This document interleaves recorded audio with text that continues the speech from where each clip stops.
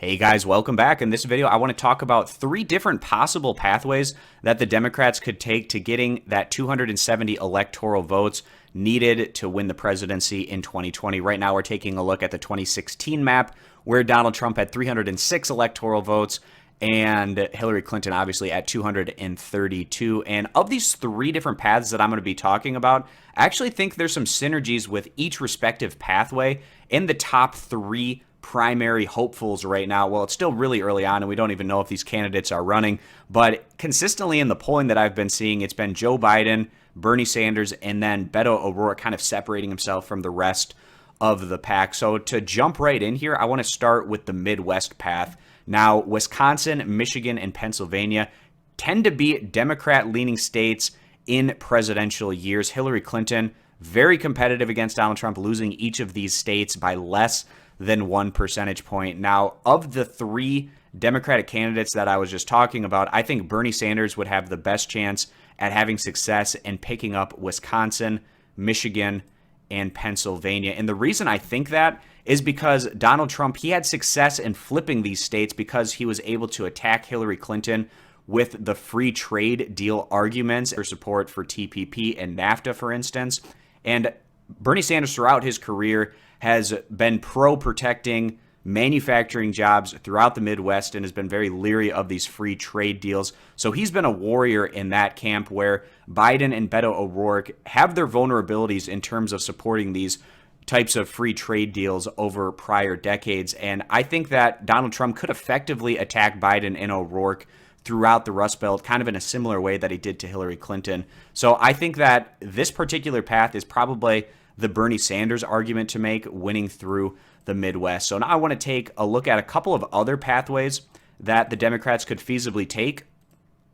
So I'll flip these states back here to get to where we started.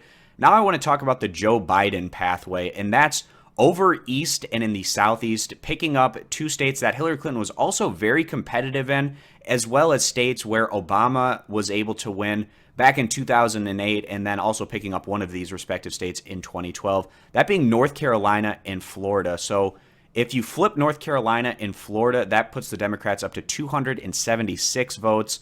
And like I said, Obama picking up Florida in 2008 and 2012, where Joe Biden was his vice president, and Joe Biden viewed a bit more as a moderate, and I think that he can have more success with the older voting demographic, which is obviously very important in the state of Florida, than what Bernie Sanders or Beto O'Rourke might be able to do. Now, Bernie Sanders, he didn't have a lot of success in Florida back in the 2016 primaries against Hillary Clinton. And also, the candidate that he supported, Gillum, lost the governor's race, obviously, to DeSantis. So I don't think that that's necessarily an overwhelmingly positive sign for him to have success in Florida in particular. But again, Joe Biden, I think that he can do better with the older demographics here, and we've been seeing that in the polling data where he has a higher approval rating amongst older Americans in comparison specifically to Bernie Sanders. Then also North Carolina, a very heavily African-American populated state, which I think helped Joe Biden's candidacy. He has a lot of that baked in support from those African-American voters who also supported Barack Obama. And Obama won North Carolina in 2008, came up just short in 2012, and also North Carolina was pretty competitive between Hillary Clinton and Donald Trump within about 3 or 4 percentage points. This is a state that's becoming more and more purple, it seems, by the year. They elected a pretty moderate Democratic governor, and I think that Joe Biden being more of a moderate might also help him in a state like North Carolina. So I think of the three Democratic frontrunners, Joe Biden is most likely to have success in this particular pathway. And that doesn't mean that I don't think Biden could also win these Midwestern states. I just want to talk about a different path in each case, not needing to pick up some of these other results. So now I'm going to flip over these states and talk about the last pathway, the one where I think Beto O'Rourke has a pretty strong argument in comparison to Biden and Bernie Sanders, and that's in the American Southwest, flipping Arizona, which the Democrats were just able to do with that Senate seat, Kyrsten Sinema going on and taking that one.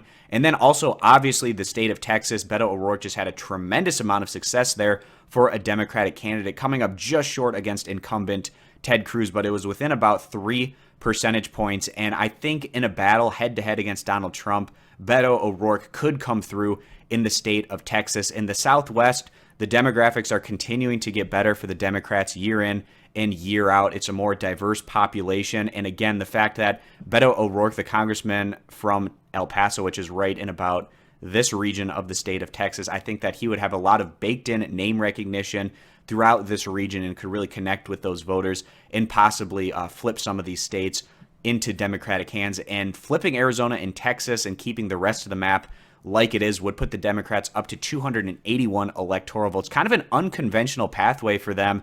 The Democrats, they've always had this blue wall in the Midwest that have allowed them to have electoral college success in the presidency. But if the Democrats don't pick up these Midwestern states, they could actually still find a pathway to the presidency by picking up Arizona and Texas. And again, I want to reiterate the fact that I still think that Beto O'Rourke or Joe Biden could possibly win some of these other states, as well as Bernie Sanders could possibly win some of these other states. But I just wanted to talk about these three unique, separate pathways towards getting at least 270 electoral votes. So thanks, guys, for stopping on in. That's pretty much going to wrap this one up.